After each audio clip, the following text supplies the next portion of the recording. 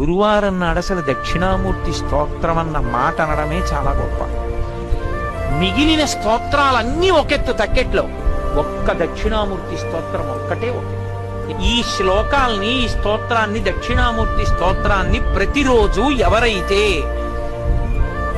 ఈ స్తోత్రాన్ని చదువుకుంటున్నారో, చదవడం చేత కాని వాళ్ళు, చదువుకోవడం వచ్చిన వాళ్ళు చదివితే వింటున్నారో, విని ధ్యానం చేయగలుగుతున్నారో, ధ్యానం చెయ్యలేకపోతే కనీసం పఠిస్తున్నారో, వింటున్నారో, ఇలాంటి వాళ్ళందరికీ కూడా సర్వాత్మత్వమితి స్ఫుటీకృతమిదం, ఆత్మ అనుభవంలోకి రావడమే కాదు, దానితో పాటుగా సమస్త సిద్ధులు కూడా కలుగుతాయి. అందుకే అవి ధ్యాన మంటపంలో కూర్చుని ఒక్కసారి ఆ స్తోత్రం చదివి వెళ్ళిపోతే చాలు.